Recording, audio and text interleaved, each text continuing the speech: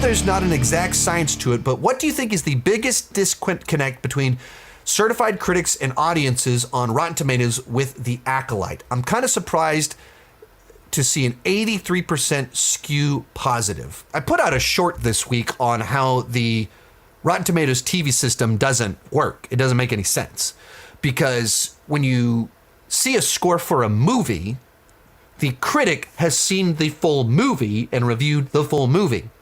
When a critic submits a score for a TV show, it could be for an episode, it could be for a block of episodes, it could be for a full season, it could be for a full show.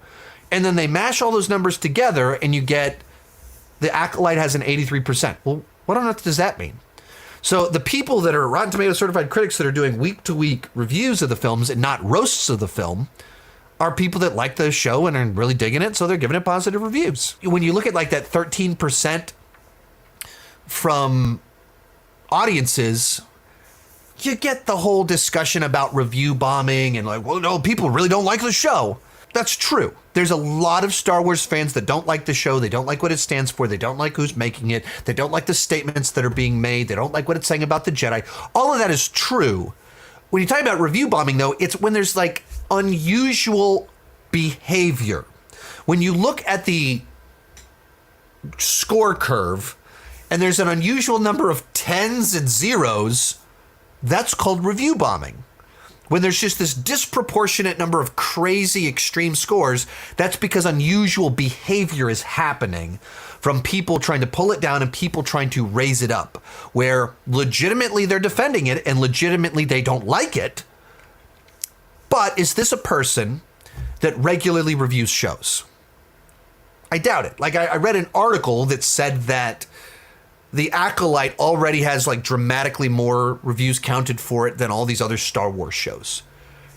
Because there's unusual behavior happening. It's not what the score's meant to be, which is people that regularly use the website just tracking what they thought about them. It's people that are mad about a show or defending a show, flocking in to pour points into it for their team, for their goal, their agenda. That's what review bombing is. And that's not what these scores are meant to be. And like it's obviously unusual behavior, unusually low. And so it's odd stuff like that goes on. But like, I don't like a score for the TV show being 83, but like, I don't know what it means. Like, they haven't seen the whole show yet. And so like a lot of times there's so many of these Marvel shows where I liked the first 2 episodes and then by the end of it, I was like, that wasn't very good. But I only put out a review that was tracked for the first 2 episodes. And so then my score is part of this over 80%, over 90% saying it's good. And there's nothing that's counterbalancing it where I went, that wasn't very good actually. That actually wasn't very good. That's the problem with the system. It just doesn't work.